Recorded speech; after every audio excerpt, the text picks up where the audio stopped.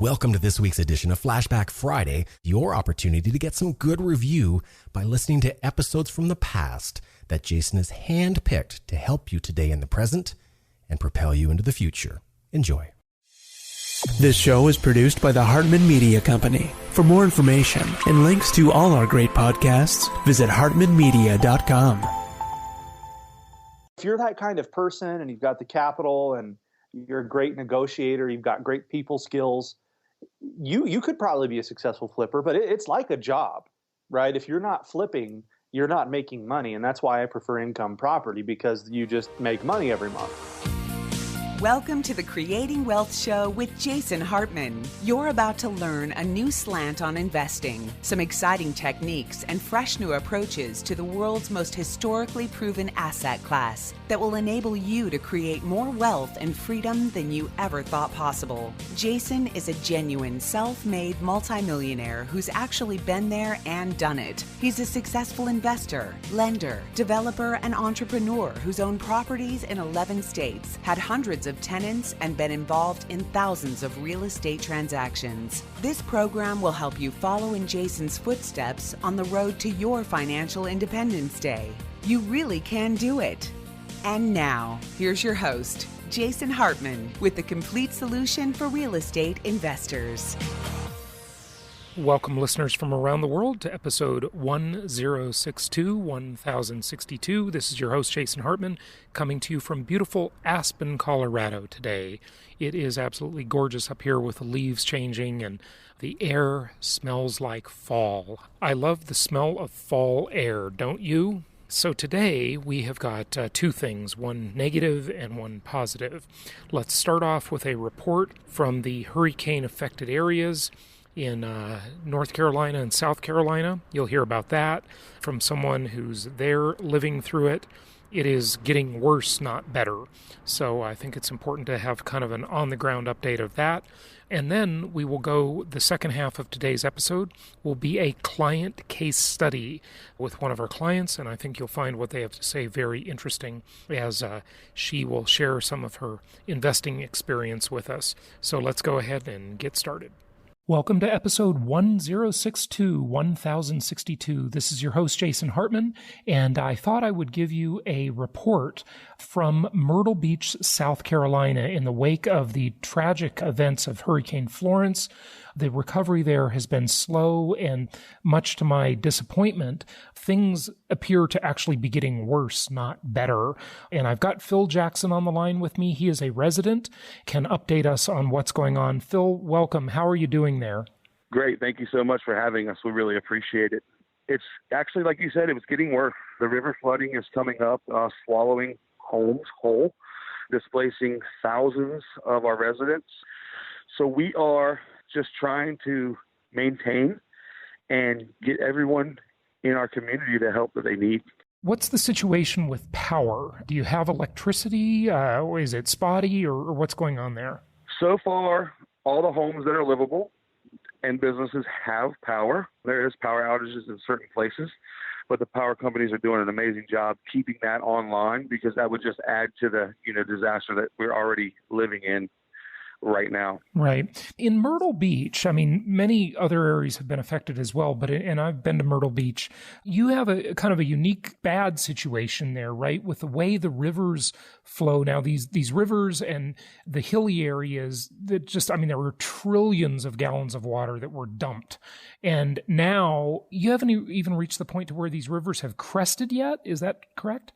Correct. To the north of us, they have crested, but all that water is moving south. And the way Florence track was, it came in from the east and actually moved south and then northeast. So it just dumped 20 plus, sometimes 30 plus inches of rain in the border belt and in North Carolina, which all that water feeds down to us. And it basically goes out of Georgetown, South Carolina, which is about 20 miles south of us. And we have a bunch of rivers that lead through our communities. Two to be exact, the Waccamaw and the Intercoastal Waterway.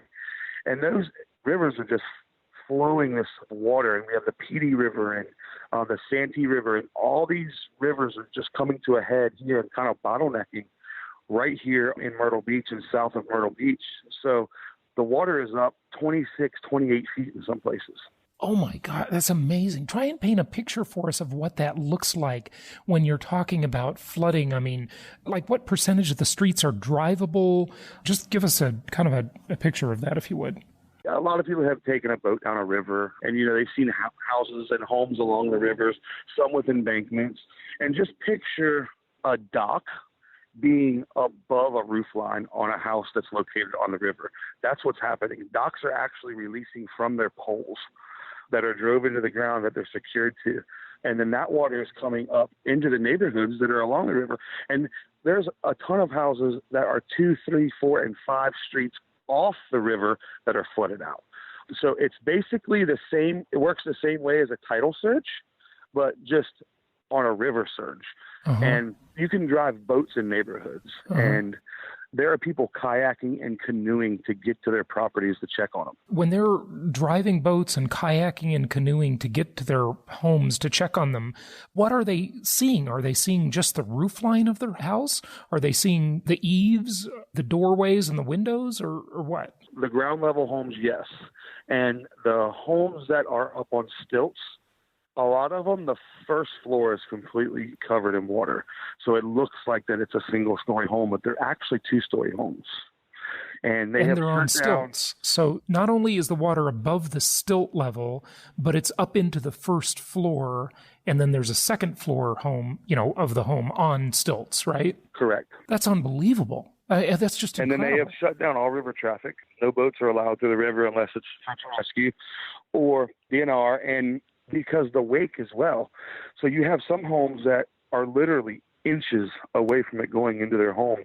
So if you added a boat wake or even a vehicle driving down a street and creating a wake, that could make the difference of someone's house being saved or completely flooded out. And, it sounds minor, just a truck driving down a flooded street. Uh-huh. But in reality, those couple inches could really make a difference. Oh, yeah, because if the water comes in or out, it's a whole series of problems with water, mold Correct. And just damage. It's incredible.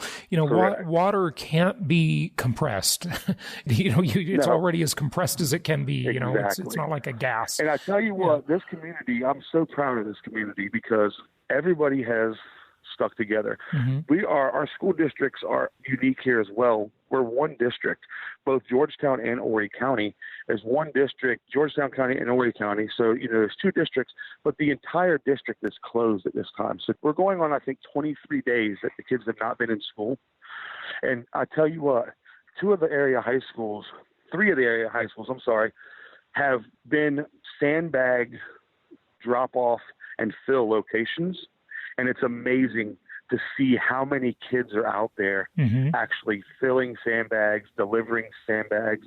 At St. James High School yesterday, there was about 400 people filling sandbags and another line of about 100 trucks delivering them, just filling their truck up and just going into neighborhoods to see who needs sandbags. Welcome to this week's edition of Flashback Friday, your opportunity to get some good review by listening to episodes from the past that Jason has handpicked to help you today in the present and propel you into the future. Enjoy. So everybody is pitching in to try to save as many homes as possible. Yeah, the stuff like that, whenever you have these natural disasters or, disasters of any type, it really is heartwarming to see how great human nature can be and how people can bond together and, work for the greater good. That's just a wonderful thing. It's wonderful to hear that. What can people do for you, Phil? And what charities and aid organizations are helping you there? You're on the ground, you're seeing it firsthand. It's one thing to, see it on the internet or hear about it on TV, but you're right there. I mean, who's really helping and what can the listeners do if they want to help? Well, the Triton Relief Group has really stepped up in our area, and we've partnered with them. And this morning, it came as an idea last night about 7 p.m. to open up a distribution and donation center. Andy Kemp from A&A Produce, which is where I work, has, contacts in our neighborhood and secured a warehouse, 10,000 square foot warehouse for us, along with Marnie Kennedy and a couple other volunteers. We have opened up SC Needs Help Distribution and Donation Center. And we currently are getting, the local cable company is bringing us a phone line, internet service. We're getting dumpsters out here, and we are filling up this 10,000 square foot warehouse full of donations. And the Triton Relief Group is sending it out to local communities and local hotels that are housing people. And there's a hotel downtown called Midtown Hotel, and he has opened up his entire hotel for free for the evacuees. So currently he has 300 people staying in his hotel, and it's absolutely free. And so a lot of these efforts are being trickled down to that place and several other shelters and hotels to get those folks the stuff they need. Yeah, it's great to hear that people are helping. On the negative side, have you seen or heard about any scammers? You know, whenever there's a thing like this, you get great stories of great people pitching in and helping out, but you also get a lot of opportunistic scammers that are, you know, going and siphoning off funds and promising repair work, and they're not really doing it. I mean, the scams are rampant. Have you seen or heard anything about that kind of stuff going on? Miraculously, no, not yet. And I think the reason why is because we do have such a strong community that people, if someone tries something like that, the word's out, you know, and then there are people to step up and just put a stop to it and even approach these people and take it upon themselves to say, hey, you know, you're done. It's not going to happen here. Yeah. Obviously, once the flooding recedes and everybody needs work, you know, everybody wants to help and everybody wants to make money and they see all these opportunities. I believe that's when those things are going to come about even more. But people are even just scared. It's hard to even get in town right now. So a lot of those people that do that from out of town are not coming in town yet. But I do foresee something like that taking place. But like I said, we got to jump on that. And I think that we're going to try to keep that at bay as much as possible. Yeah, excellent.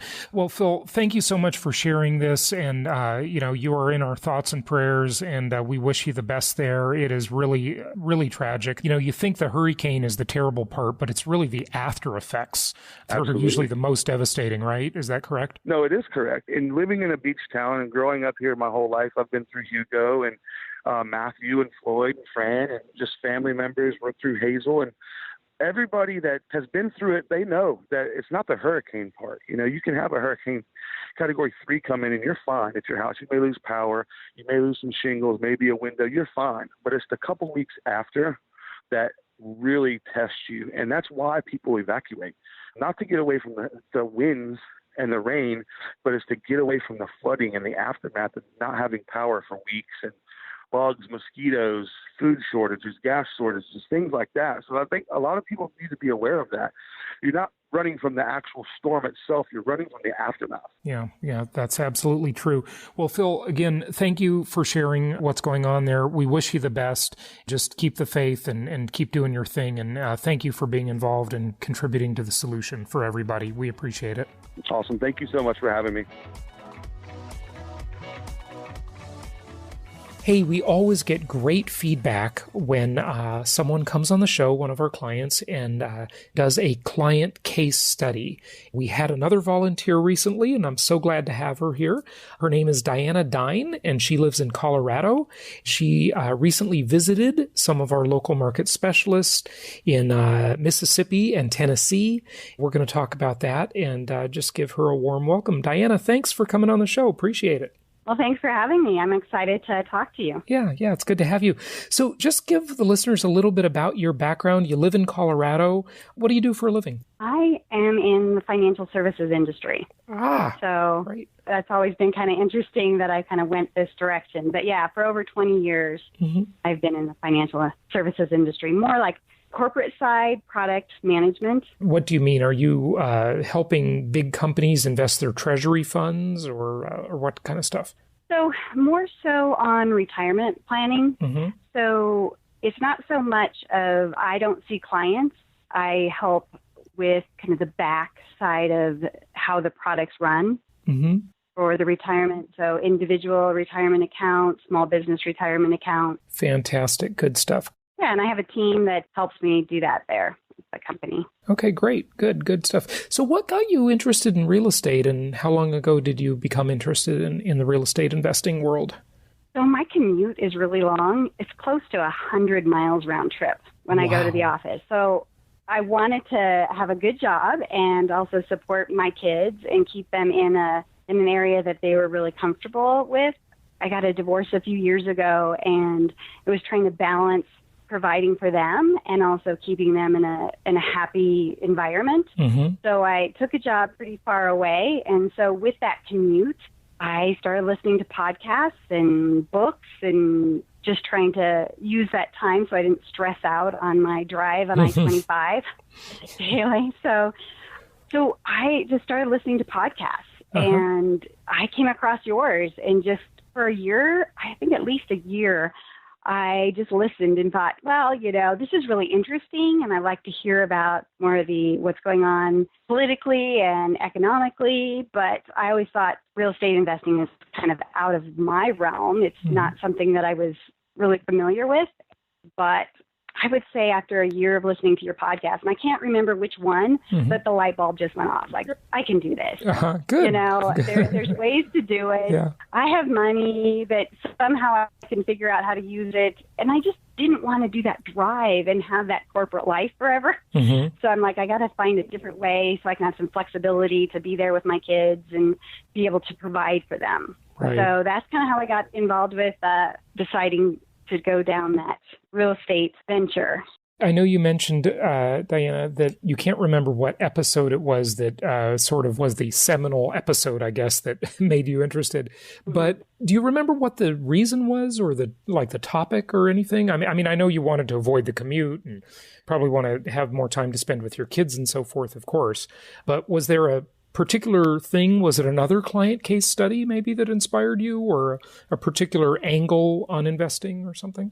It was. I think it was the client studies. I'm trying to remember which one I was listening to, but he also was just trying to figure out how to support his family and a different way of doing it. And I'm pretty sure he's a lot younger than me and started with a young family. And I remember his kind of journey. And I'm like, well, if he can figure it out, I can figure it out.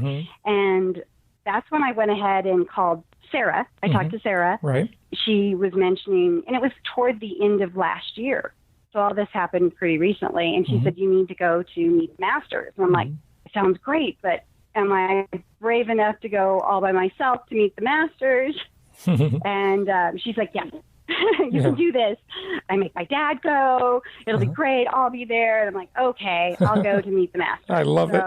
That's a great story. Yeah, I know. I scheduled my flight and registered, and off I went. Okay, cool. You talked to one of our investment counselors, Sarah, and then you flew from Colorado to San Diego and came to our Meet the Masters event. So it was great to have you there.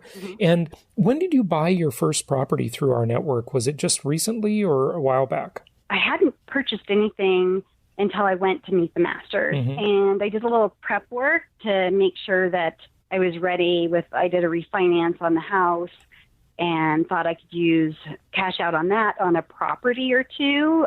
But I didn't really realize when I went to Meet the Masters just all the great information and all the ability to chat with the local market specialists. And you had them up there to kind of explain the different areas and their expertise and their local markets. And once they did, that's when I felt really comfortable to start walking up to the different tables. And I walked up to the Jackson, Jackson, Mississippi, to look at those properties. And I talked to the local market specialist there, and I'm like, okay, I'll take this one and this one. Yeah, good. I'm like, I think I can do this now. I'm like, I can do this. So that's kind of how it started. So I committed to buy 2 properties there at Meet the Masters. And now I just closed on my 5th property on Tuesday. And I have the 2 that I have in Jackson, and I have 3 in Memphis. Team. Right. Yeah. Good stuff. Good stuff. So you actually traveled to both markets, I believe, right? I did in August. I just really wanted to. I've never been to either place, and here I am buying properties, and I just felt like it would make me feel better to go out there and meet the teams, see the areas, see my property. I'm going through their property management, so I wanted to meet them, make sure I felt comfortable with the team. Sure.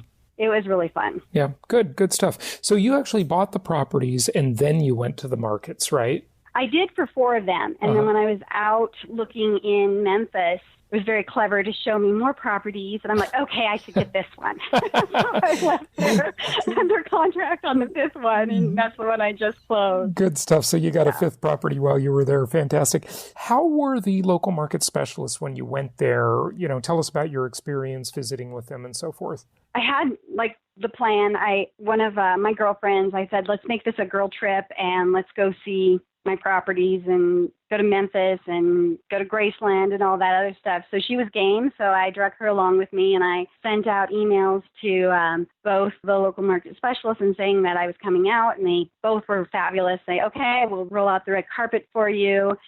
And I told them what days I'd be there. And I first went to Tennessee and Memphis and met the local market specialist there. And he took us around to see my properties, to kind of tell us about the area and the growth, and kind of gave me a nice background to everything. And then, of course, you know, got a little yummy barbecue there. You know, they brag about their barbecue in Memphis. So they are famous for it, that's for sure. Yeah. Exactly. And then I met the team, the management team.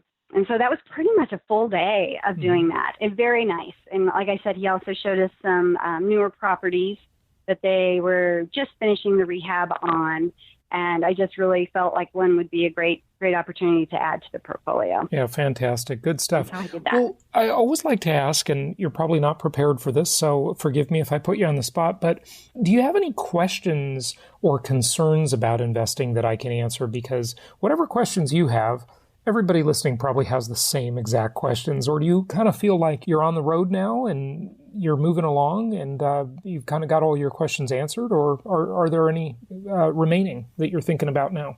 I would say I was pretty nervous when I first started. Everything I did, I was like, am I doing this right? And I would just ask them, you know, going through the mortgage, went through the same mortgage company for all of them, and worried about what I was fumbling through and the insurance. I'm like, oh yeah, I got to get insurance on these. I got to figure this out. And so, but now on the fifth one, I felt pretty comfortable. I knew what I was doing and how I was going about it. But I would say that some of the concerns I have would be, and you were just talking about this, about interest rates going up a little bit more. And I noticed from my first property to my fifth property, it did go up. Although, you know, my credit score and all that's really good, it just, the mortgages went up. And so part of me is like, do I hold off and to see how things go for a while, or do I continue to buy? You know, I'm kind of like juggling where do I go next, you know, from here. Yeah, good stuff. So now you really learned it by doing it, right? And this is what we find over and over, Diana, is that there are some people that are new to it and they're sitting on the sidelines and they want to learn everything first. And they'll spend years going to conferences and reading books and trying to learn all about it. But the real learning comes from action. It comes from doing it. I don't know. It's just human nature. We all bring a different us to the table, right? When we're really doing it. So the first few properties, it sounds like you had concerns and questions. And then when you got to the fifth one, now you're kind of a pro, right? Yeah. Well, I wouldn't know about that, but close. I felt much more comfortable, that's for sure. Yeah, absolutely. Good stuff. So what are your plans for the future? You know, one of the things for Meet the Masters that you actually had them go up on their 5-year plan. Mm-hmm. And I had my 5-year plan and figuring out my properties and what I'm going to do. And I feel like I'm ahead of the game on my plan because I kind of took a more conservative approach. Like, okay, 2 properties this year, 2 properties, and in so many years, in 5 years, I'll have what I need.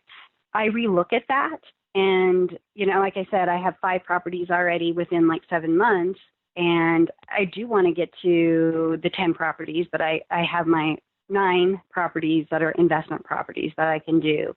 So that's my plan, to do that. And then I'm not sure what to do after that. Do I switch them out? How much time goes by?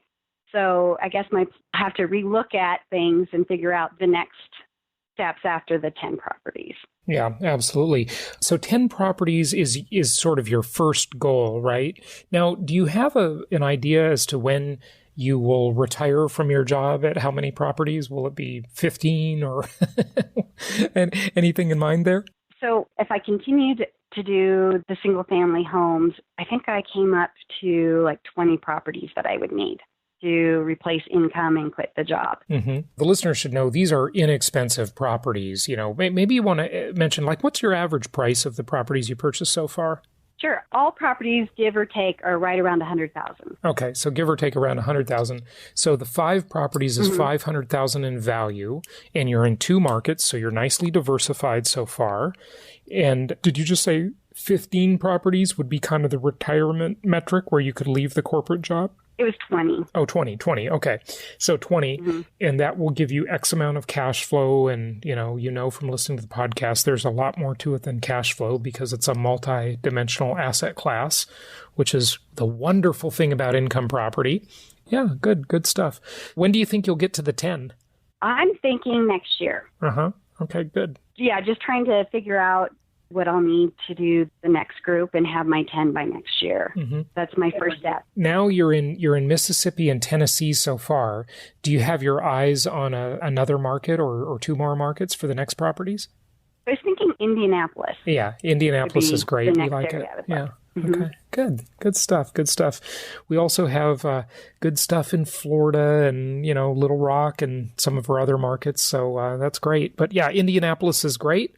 And then you will be diversified in 3 markets. Now, before you started investing in real estate in the income property, did you ever own your own home before? Yes. Okay. I've always owned my own home. So you're familiar with real estate in terms of buying your own place, like your place in Colorado, but these were the first rental properties that you purchased, right? Yes, that's correct. Yeah. Good stuff.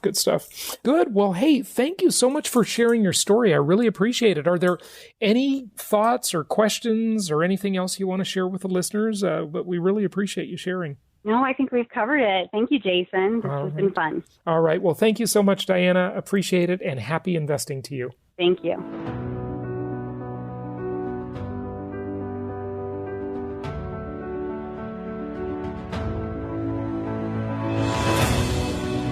I'm Jason Hartman, and I'd like to invite you to our very first 2-day conference in beautiful Hawaii.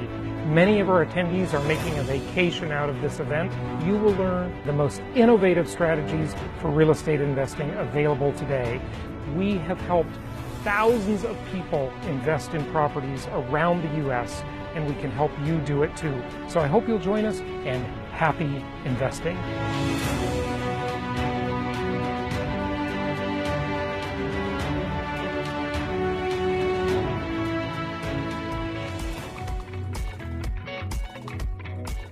Thank you so much for listening. Please be sure to subscribe so that you don't miss any episodes. Be sure to check out the show's specific website and our general website, hartmanmedia.com, for appropriate disclaimers and terms of service. Remember that guest opinions are their own, and if you require specific legal or tax advice or advice in any other specialized area, please consult an appropriate professional. And we also very much appreciate you reviewing the show. Please go to iTunes or Stitcher Radio or whatever platform you're using and write a review for the show. We would very much appreciate that. And be sure to make it official and subscribe so you do not miss any episodes. We look forward to seeing you on the next episode.